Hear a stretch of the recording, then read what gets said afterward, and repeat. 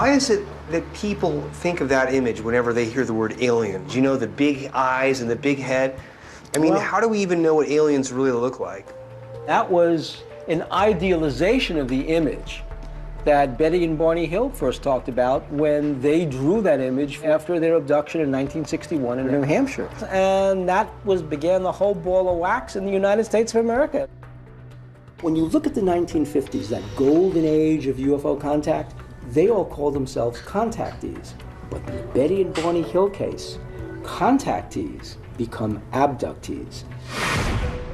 September 19th, 1961. Betty and Barney Hill are returning from a vacation in Canada, driving south on Route 3 near Franconia Notch, New Hampshire. I kept driving and driving and driving. As they recount, around midnight, an abnormally bright star catches their eye. The Hills are puzzled at first. Saw it as it swung around to the rear of my car. And then became terrified. It is there, it's right above us, Betty. Look. They realize the light in the sky seems to be following them. I was hurrying to get away. What they first believed to be nothing more than a bright star becomes to Barney's eyes a hovering craft 80 feet wide with a double row of windows. And I made a turn. The disc reportedly follows them, flying directly over the car. And I don't know why I had to make that turn. And I was lost. And suddenly, all the Hills remember next is continuing their drive south on Route 3. To their astonishment, they've somehow lost hours of time. Even though they consciously remembered aspects of the entire incident, they didn't remember what happened in the missing time they experienced between the time they saw the spaceship and the time they were in their car driving back to their house. As will later be recounted in the best-selling book Interrupted Journey, which introduced the Hills case to the world. Under hypnosis, they both reportedly remembered struggling against small figures or humanoids. They assert that the aliens appeared to regard the Hills as laboratory specimens.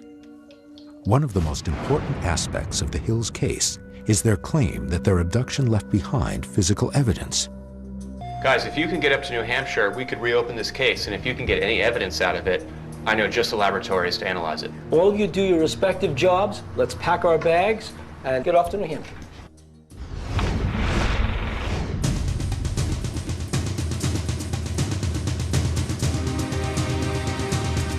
The team is in northern New Hampshire to trace the route the Hills took that night. You can't study UFOs without seriously pondering the possibility that they will interact with us and therefore can't expunge the abduction phenomenon. We're going to meet Kathy Marden, who was Betty's niece, who was alive at the time of the abduction, and she was actually a witness to what happened to Betty and Barney Hill that night. Kathy Marden was 13 when she first became aware of the Hills abduction story.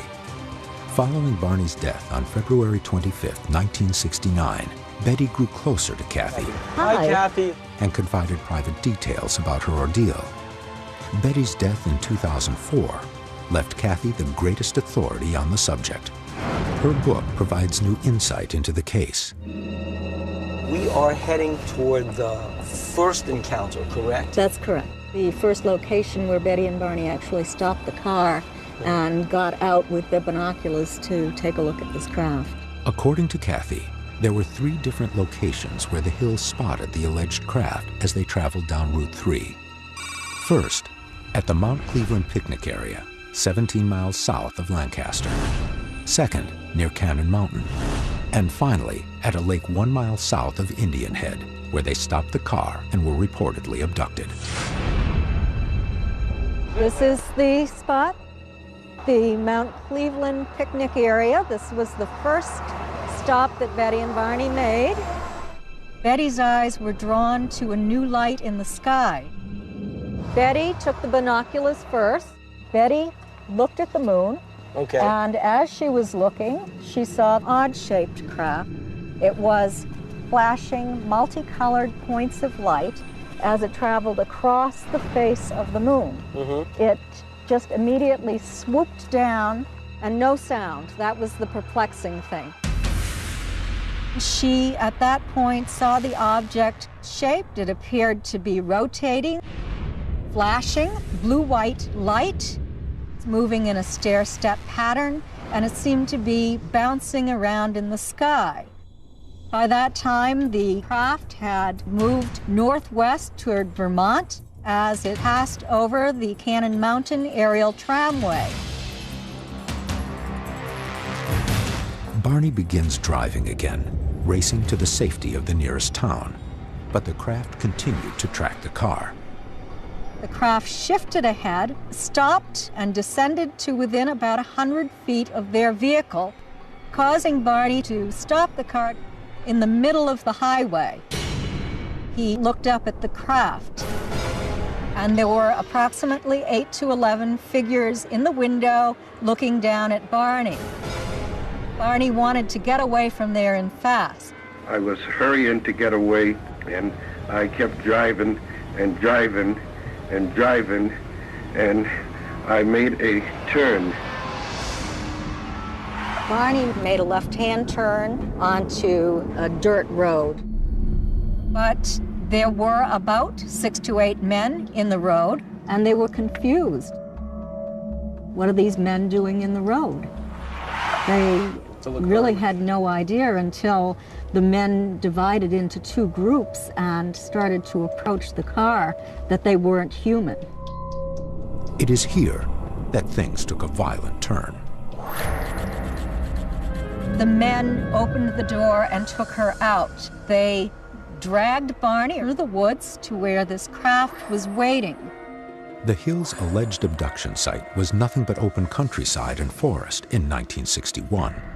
This was the key moment in which they seem to have crossed from frightened travelers along a dark road at night to actual abductees and subjects of creatures from another planet. They were brought here from the road.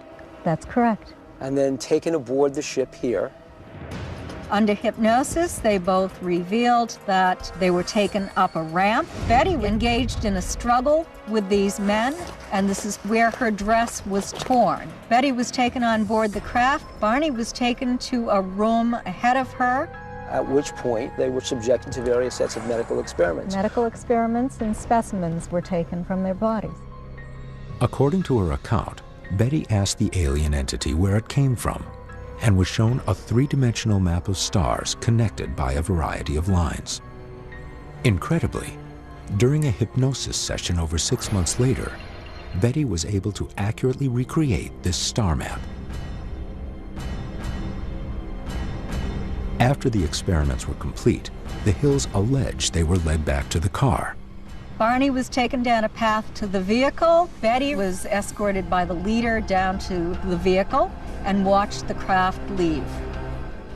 I was unaware myself of how much they remembered without any kind of aid by a psychiatrist, regression or hypnosis. In the early morning hours after the incident, September 20th, 1961, the Hills returned home. They knew something had happened, but they could not account for the 2 missing hours. Later that day, Betty noticed something unusual on the dress she wore the previous night. An unknown pink powder coated the dress, even though she had no memory yet of being abducted and no recollection of coming in contact with the pink powder. Something compelled her to hang the dress in the closet without having it cleaned. No one bothered to even do any testing in 1961 on any of the evidence. Nobody took a look at Betty's dress in 1961, that dress that was torn at the zipper. Now, this case, as opposed to almost all other abduction cases, actually has some physical evidence that we can look at. Will analysis of the mysterious pink powder that coated Betty Hill's dress prove conclusively that the Hills were abducted by an alien craft? This is the seminal key case with the best evidence in all the abduction scenarios around. The team analyzes a 4-inch by 2-inch sample of the dress to see if traces of pink powder remain. Skeptics, you just don't know what you're talking about. The Hills abduction entered popular culture first through the 1966 book, Interrupted Journey.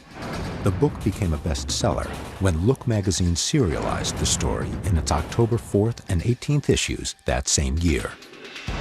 As he stared downward, he seemed very impersonal, and I suddenly felt like a tiny bug waiting to be snatched, like I was some sort of specimen, and it was the eeriest feeling. In 1975, the book was made into The UFO Incident, a television movie starring James Earl Jones. Coming closer. It is not. It is not coming closer. Just way up there. Betty, what are you trying to make me believe? What are our criteria for alien abduction? According to the people who study this, the abductee has to be taken against his or her will. 2, the aliens have to transport the abductee somewhere, usually to a quote-unquote mothership. Finally, the person is returned to wherever the person has experienced some missing time, like Betty and Barney Hill. To me, the problem is you get various people making these claims that they've been abducted, and the media tends to pick up on these things. And then it publishes this, which sort of propagates the myth of what the little green men should look like and what the saucers should look like. People read that, and people have their own experiences, and they tend to fit it to that, and it seems to be kind of a vicious cycle that propagates the myth. Although thousands of UFO abductions have been reported, the vast majority of cases have been dismissed as bogus. But the Betty and Barney Hill case has, to this day, remained an open mystery. According to the team, there is something quite different about this case. Real physical evidence was left behind. There were highly polished spots on the trunk of the vehicle. There were large, shiny spots on the trunk of the car. About the size of silver dollars. Fortunately, we also had a neighbor who was a physicist, and he recommended that Betty take a compass out around the car to see how the needle of the compass would react. Just got the compass anywhere near them. The compass kept spinning around and around and around. You would place the compass anywhere other than on the spots, it would